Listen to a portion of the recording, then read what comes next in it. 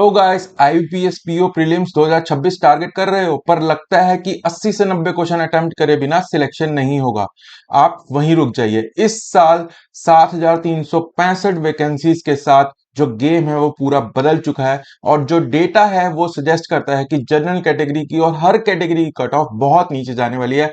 आज की वीडियो में हम डिकोड करने वाले हैं कि नॉर्मलाइजेशन को बीट करने के लिए आपको एग्जैक्टली कितने क्वेश्चन अटेम्प्ट करने हैं और कट ऑफ कितनी कितनी जा सकती है। ज्यादा से ज्यादा तुक्के नहीं लगाने हैं, बस इतना अटेम्प्ट करो और मेंस की तैयारी शुरू करो। चलिए देखते हैं सेफ स्कोर क्या होने वाला है हमारी रिसर्च के बेसिस पे, हमारे एनालिसिस के बेसिस पे। शुरू करते हैं। छोटा सा वीडियो रहने वाला है। एक मॉक टेस्ट का वीडियो मैंने कल अपलोड किया था। अगर आप मॉक टेस्ट को देखना चाहते हैं बिल्कुल उसको आप क्लिक करके देख सकते हैं। और उसमें से काफी क्वेश्चन मैंने अपने एक्सपीरियंस के बेसिस पे बनाए हैं और उसमें से उसी टाइप के क्वेश्चंस आपको पेपर में देखने को मिलेंगे। तो एक बार ट्रेंड देखना चाहते हो तो मॉक टेस्ट भी आप देख सकते हो एक जल्दी से उसमें, ठीक है। उसका लिंक मैं अभी ऊपर स्क्रीन पे फ्लैश कर दूंगा।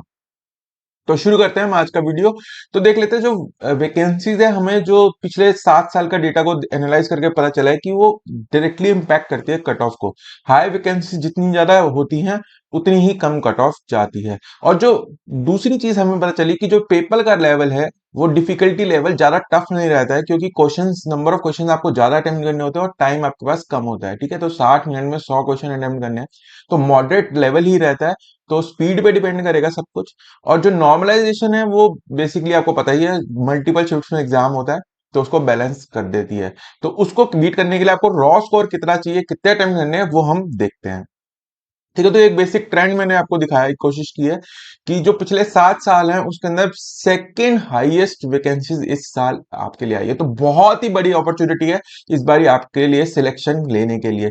तो इसको बिल्कुल मिस नहीं करना है आपने और इतने क्वेश्चन जरूर अटेम्प्ट करने हैं जो हम आगे देखेंगे। तो 2023 में सबसे कम 3,000 वैकेंसीज थी अराउंड, और इसका इंपैक्ट आप अगली स्लाइड में देखोगे कि कट ऑफ पे कितना पड़ा है, ठीक है। और सबसे ज्यादा 2022 में आई थी, इससे पहले 7402। तो अभी भी ये रिवाइज है, अभी शायद बढ़ सकती है, 7500 के अराउंड हो सकती है, तो सबसे हाईएस्ट भी हो सकती है ये वैकेंसीज, ठीक है। तो लो वैकेंसी स्पाइक जैसे मैंने कहा 3,000, उसका जो कट ऑफ था 2023 में वो 54.25 चला गया था प्रीलिम्स में, तो थोड़ा हाई चला गया था, ठीक है।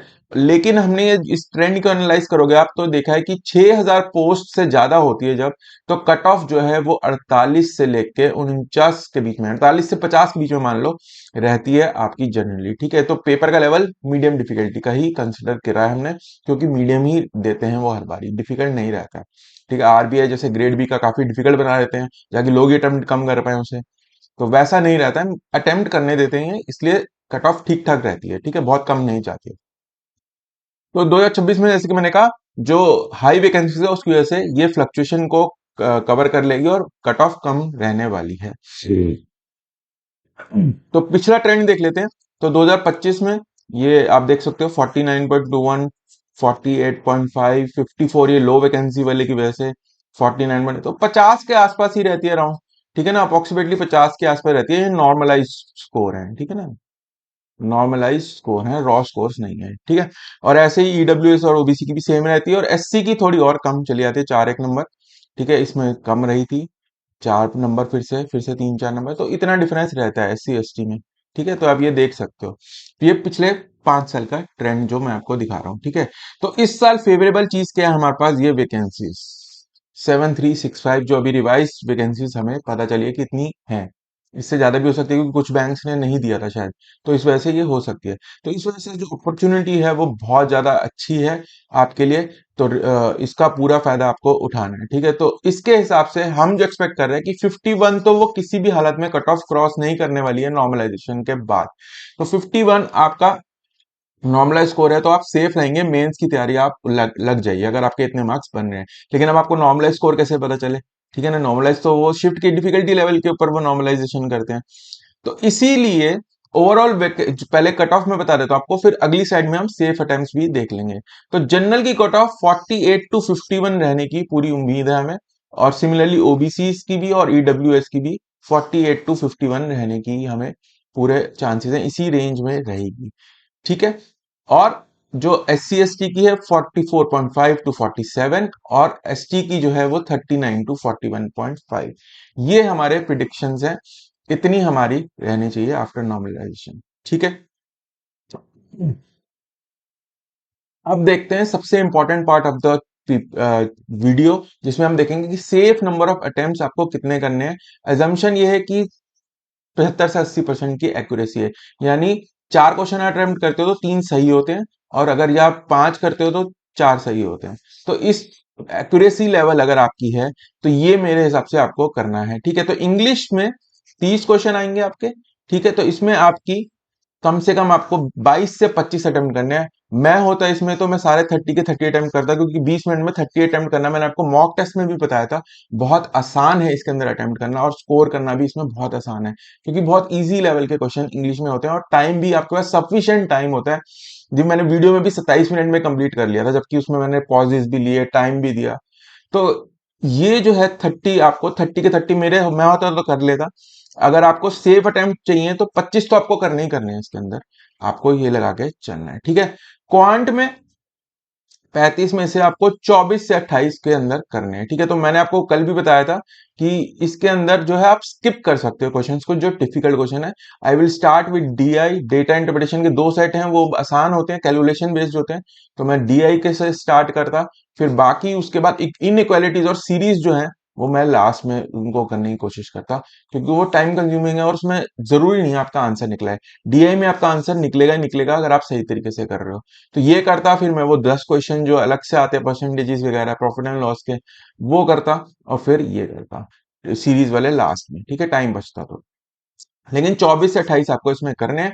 रीजनिंग एबिलिटी अगेन ये बहुत इजी था, 5 5 के सेट थे, तो इसलिए मेरे हिसाब से 26 से 30 आपको अटेम्प्ट जरूर करने चाहिए, क्योंकि 5 वाला सेट यार एक बार बन जाता है, तो हमने कल देखा था मॉक टेस्ट में, बहुत आसानी से आप पांचों क्वेश्चन अटेम्प्ट कर सकते हो। 2 3 मिनट के अंदर ही बन जाता है सेट, और फिर 2 मिनट में आप टिक कर लो, तो 5 मिनट में आराम से 5 आप कर सकते हो इसमें। तो अराउंड 20 मिनट में 26 से 30 क्वेश्चन आपको इसमें अटेम्प्ट जरूर करने हैं, जिससे कि टोटल आपका 75 से 82 क्वेश्चन के बीच में आपको अटेम्प्ट करने हैं। तो 90 नहीं करने हैं। अगर आपकी एक्यूरेसी इतनी अच्छी है तो इतने ही बहुत है आपको मेंस लिखने के लिए। ठीक है, अगेन मेंस के लिए हम बात कर रहे हैं, तो प्रीलिम्स क्वालिफाई करने के लिए 75 से 80 आपको सही अटेम्प्ट करने ही करने हैं। ठीक है ना, 75 आप कर लेना। लेकिन पैनिक मत होना यार, अगर डिफिकल्ट पेपर आ जाएगा तो वो सबके लिए डिफिकल्ट होता है, तो ओवरऑल सेफ अटेम्प्ट भी कम अपने आप हो जाते हैं, पर डिफिकल्ट आने की उम्मीद कम है, इसलिए 75 से 80 का टारगेट मान के चलिए। ठीक है, तो यही है। बाकी मॉक टेस्ट में सेफ स्कोर आप 60 प्लस टारगेट कीजिए, क्योंकि नॉर्मलाइजेशन के बाद ये कम भी हो सकता है। अगर 60 तो 60 के अराउंड अगर आप रॉ मार्क्स ला रहे हो मॉक टेस्ट में, तो आपको आराम से क्लियर हो जाना चाहिए। नॉर्मलाइजेशन कुछ भी जाए, ज्यादा फर्क पड़ेगा नहीं, 1 2 नंबर का ही फर्क पड़ता है।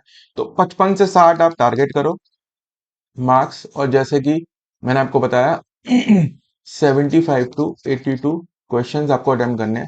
जितने ज्यादा आप इंग्लिश में करोगे अटेम्प्ट, उतने बाकी सेक्शन में वो कम करने पड़ेंगे। तो English I will target 30 on 30 attempts. ठीक है, आसान होता है इसलिए, और उसके बाद मैं रीजनिंग में सबसे ज्यादा करने की कोशिश करूंगा। ठीक है, क्योंकि टाइम की भी कंस्ट्रेंट है ना क्वांट में, तो क्वांट में टाइम कंस्ट्रेंट की वजह से I will still take around 20 22 question अगर मैं अटेम्प्ट कर रहा हूं तो ओके है। लेकिन रीजनिंग में मेरे को 25 से 30 करने ही करने हैं अटेम्प्ट। ठीक है, आसान होते हैं इसलिए। तो दोस्तों ये था आज का वीडियो, और यहाँ तक देखा ही तो डेफिनेटली पसंद आएगा। चैनल को लाइक सब्सक्राइब कर लीजिए अगर ऐसे वीडियोस आपको चाहिए। ठीक है, तो मॉक वाला ऑलरेडी है, वो जाके देख लेना, एग्जाम से पहले आप देख सकते हो। उसी वैसे ही क्वेश्चन आएंगे, उसी लेवल पे आएंगे। जब मेरा सिलेक्शन हुआ था तो मतलब ऐसे ही रहता था, सेम पैटर्न पे ही रहता था पेपर। तो आशा करता हूँ आज का वीडियो आपको पसंद आया। तो मिलते हैं दोस्तों अगले वीडियो में, एनालिसिस के साथ मिलेंगे जब एग्जाम हो जाएगा, उसके बाद देखेंगे कि कट ऑफ पे क्या इम्पैक्ट रहा, पेपर की डिफिकल्टी लेवल वगैरह क्या रहा, और बाकी सबकी भी स्टूडेंट से भी पूछेंगे कि क्या उन्होंने अटेम्प्ट किया है। उसके बेसिस पे एनालाइज करेंगे नेक्स्ट वीडियो में। तब तक के लिए bye bye, and as always happy learning and all the best for your exam.